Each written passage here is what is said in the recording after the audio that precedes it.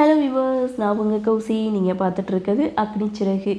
நாளைய எபிசோடுக்கான ரிவ்யூ என்ன அப்படின்றத பார்க்கலாம். எபிசோடை பொறுத்த வரைக்கும் மதுமிதாவை தேடி கிரண் வீட்டுக்கே வந்துட்டார். மதுமிதா செம்மையாக கோவப்படுறாங்க. முதல்ல வீட்டை விட்டு வெளியே போ அப்படின்னு சொல்ல, பாட்டி அந்த இடத்துல என்னம்மா வந்தவங்கள நிற்க வச்சே பேசிகிட்டு இருக்க, உட்காருப்பா அப்படின்னு சொல்லி காஃபியெல்லாம் கொண்டு வந்து கொடுக்குறாங்க. சரி நீங்கள் பேசிகிட்டு இருங்க அப்படின்னு சொல்லிட்டு பாட்டி அங்கேருந்து போனதுக்கப்புறம் மரியாதையாக கெட் லாஸ்ட் அப்படின்றாங்க. கிரணும் வீட்டை விட்டு வெளியில் போகிறாரு. இப்போ நான் போகிறேன், ஆனால் கூடிய சீக்கிரம் உன் முன்னாடி வந்து நிற்பேன் அப்படின்னு சொல்லி ரிவெஞ்ச் கொடுக்குற மாதிரி வெளியில் நின்று தனக்கு தானே பேசிகிட்டு இருக்காங்க கிரண். ஸோ அந்த இடத்துல அபிஷேக் கிரணுக்கு கால் பண்ணி 10 மணிக்கு இன்டர்வியூ, எங்கே இருக்கீங்க அப்படின்னு சொல்லி கேட்கும்போது, உங்கள் வீட்டில் தான் சார் இருக்கேன் அப்படின்னு சொல்ல, நம்ம 2 அடி பாய்ஞ்சா அவன் 10 அடி பாயிறானே அப்படின்ட்டு இங்கே அபிஷேக் ஒரு பக்கம் தனக்குத்தானே பேச, உடனே ஆஃபீஸ்க்கு கிளம்பி வாங்க அப்படின்னு சொல்ல, சரி உடனே கிளம்பி வரேன்னு சொல்லிட்டு கிரண் அங்கேருந்து கிளம்புறாங்க. அப்படியே சீனை கட் பண்ணால் இங்கே ஜீவா மீட்டிங் அட்டன் பண்ணுறாரு ஆன்லைனில்.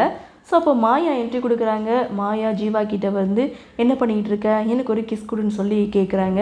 என்ன விளையாடுறியா, நான் மீட்டிங் அட்டன் பண்ணிகிட்டு இருக்கேன், இப்போ வந்து கிஸ் கொடுன்னு சொல்லிட்டு இங்கே ஜீவா கொஞ்சம் டென்ஷன் ஆனாலும் மீட்டிங்கை கட் பண்ணிவிட்டு, சும்மா இரு மாயா, நான் முக்கியமான ஒரு மீட்டிங்கில் இருக்கேன், டிஸ்டர்ப் பண்ணாத அப்படின்னு சொல்லும்போது மாயா ஜீவாவுடைய லேப்டாப்பை தூக்கிக்கிட்டு அங்கே எங்கேயும் ஓடிட்டுருக்காங்க.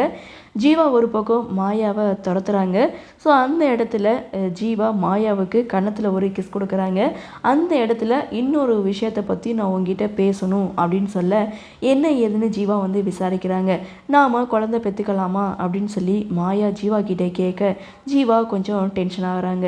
ஏன்னா இப்போ தான் நம்மளுக்கு கல்யாணம் ஆச்சு, அது மட்டும் இல்லை அக்காவுக்கு கல்யாணம் நடக்கணுன்றதுக்காக தான் நம்மளுடைய கல்யாணமே நடந்துச்சு அப்படின்ட்டும், இப்போ என்ன அவசரம், கொஞ்ச நாள் ஆகட்டும், லைஃப்பில் செட்டில் ஆயிடலாம் அப்படின்ற மாதிரி ஜீவா சொல்ல, இதை கேட்டு மாயா செம்ம ஷாக் ஆகிறாங்க. ஏன்னா இவன் குழந்தை பெற்றுக்கலான்னு சொல்லுவான், நம்ம வந்து ப்ரெக்னெண்ட்டாக இருக்கிறத இவங்கிட்ட சொல்லிடலாம் அப்படின்ற மாதிரி மாயா ஒரு பக்கம் யோசிக்க, ஜீவாவுடைய பதில் மாயாவுக்கு செம்ம ஷாக்கிங்காக தான் இருக்குது. ஸோ அந்த இடத்துல மாயா ஒரு குழப்பத்தில் தான் நின்றுட்டு இருக்காங்க. அந்த சமயம் மாயாவுடைய ஃப்ரெண்ட் சரவணன் வீட்டுக்கு வராங்க. ஸோ இந்த இடத்துல மாயா சரவணன் இவங்க 2 பேருடைய கன்வர்சேஷன் அப்படின்னு பார்க்கும்போது, மாயா கர்ப்பமாக இருக்கிற விஷயம் சரவணனுக்கு தெரிய வருது. ஸோ உனக்கு எப்படி தெரியும் அப்படின்ற கேள்விக்கு, உன்னுடைய ஃப்ரெண்டு கீர்த்தி தான் என்கிட்ட சொன்னா அப்படின்னு சொல்ல, மாயா செம்ம ஷாக் ஆகுறாங்க. என்னடா இது, யார்கிட்டையும் சொல்லக்கூடாதுன்னு சொன்னேன், உங்ககிட்ட எதுக்காக அவள் சொன்னா அப்படிங்க, நம்மளாம் ஃப்ரெண்ட்ஸு, நம்மளுக்குள்ளே என்ன அப்படின்ட்டும், நீ ஏன் வந்து இப்படி யோசிக்கிற, கல்யாணத்துக்கு முன்னாடி எவ்வளோ போல்டாக தைரியமாக ஒரு டெசிஷனான ஒரு முடிவை எடுப்பேன், இப்போ பார்த்தோன்னா இப்படி இருக்க ஏன் அப்படின்னு சொல்லி இங்கே சரவணன் மாயாவுக்கு வந்து அட்வைஸ் பண்ணுறாங்க. அவருடைய பார்வையே சரியில்லை, அவர் ரொம்ப ஒரு மாதிரி தான் பார்த்து மாயா கிட்டே வந்து பேசிகிட்டு இருக்காங்க. அதாவது மாயாவுடைய வாழ்க்கையை கெடுக்கணும் அப்படின்ற நோக்கத்தில் தான் இவர் வந்து இப்படிலாம் அட்வைஸ் பண்ணுற மாதிரி எனக்கு தோணுது. ஸோ இங்கே சரவணன் பார்த்திங்கன்னா, இந்த குழந்தை உனக்கு தேவையானின்னு ஒரு நிமிஷம் யோசி அப்படின்ட்டு ஜீவா கிட்டே சொல்லாதது ஒரு பக்கம் நல்லதுக்கு தான் அப்படின்ற மாதிரியும், இந்த குழந்தை உன்னுடைய வாழ்க்கையை மாற்றி அமைச்சிரும், அதனால உன்னுடைய வளர்ச்சிக்கும் தடைப்படும், அதனால் இந்த குழந்தையை நீ வந்து அபார்ஷன் பண்ணிடு அப்படின்னு சொல்லி அட்வைஸ் பண்ணிவிட்டு சரவணன் அங்கேருந்து போகிறாங்க. இதை பற்றி மாயா ரொம்ப டீப்பாக யோசிக்க ஆரம்பிச்சிட்டாங்க.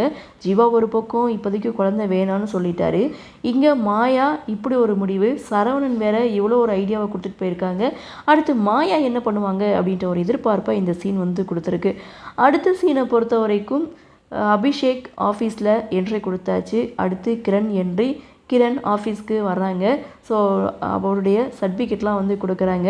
உங்களை இந்த ஆஃபீஸ்லேருந்து இன்டர்வியூக்கு கூப்பிட்ருக்காங்க அப்படின்னா உங்களை பற்றின எல்லா டீட்டெயிலும் எனக்கு தெரியும், ஸோ தேவையில்லை அப்படின்ட்டும், கிரணுக்கு 1 லட்ச ரூபா சம்பளம் அப்படின்ற மாதிரியும், நான் சொல்கிற வேலையும் சொல்லாதது வேலையும் நீங்கள் செஞ்சு தான் ஆகணும் அப்படின்ற மாதிரியும் கிரண்கிட்ட சொல்ல, உங்களுக்கு நான் விசுவாசமாக இருப்பேன் அப்படின்ற மாதிரி இங்கே அடிமையாகவே மாறிட்டார் கிரண்.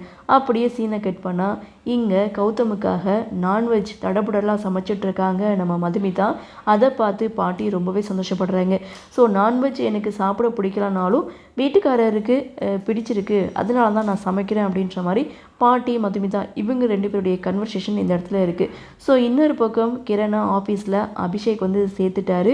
ஸோ தான் அண்ணா கிட்ட வந்து கூட்டிகிட்டு போகிறாங்க. கிரணை பார்த்ததுமே இங்கே கௌதம் செம்ம ஷாக்கிங்கில் இருக்காங்க. இதோட தான் எபிசோடை முடிச்சிருக்காங்க. மாயாவுடைய ஃப்ரெண்டு ஒரு பக்கம், இந்த குழந்தை உனக்கு வேணுமான்னு நீ யோசின்னு சொல்லிட்டு அவர் ஒரு பக்கம் போயிட்டாரு. இன்னொரு பக்கம் ஜீவா இப்போதைக்கு குழந்தை வேணான்னு சொல்ல, மாயா என்ன முடிவெடுக்க போகிறாங்க அப்படின்ற ஒரு எதிர்பார்ப்பை ஒரு சீன் கொடுத்துருக்கு. இன்னொரு பக்கம் கிரண் கௌதமுடைய ஆஃபீஸ்லேயே ஜாயின் பண்ணிட்டாங்க. இதுக்கப்புறம் கௌதம் மதுமிதாவுடைய வாழ்க்கையில் என்னென்ன பூகம்பம்லாம் வரப்போகுது அப்படின்ற எதிர்பார்ப்பு இன்னொரு பக்கம் இருக்குது. ஸோ பார்க்கலாம் அடுத்தடுத்து என்ன மாதிரியான சுவாரஸ்யத்தோடு கதைக்குள்ள நகர்வை கொண்டு வராங்க அப்படின்றத நாமளும் பொறுத்திருந்து பார்க்கலாம். இன்றைய பகுதி பற்றின உங்களுடைய கருத்தை வழக்கம் போல் கமெண்ட்ஸ்லாம் பதிவு பண்ணுங்கள். இந்த வீடியோ உங்களுக்கு பிடிச்சிருந்தா லைக் பண்ணுங்கள், ஷேர் பண்ணுங்கள், மறக்காமல் நம்ம சேனலை சப்ஸ்கிரைப் பண்ணிக்கிறீங்கன்னு சொல்லி இந்த வீடியோவிலேருந்து விடைபெறுகிறேன். நன்றி, வணக்கம்.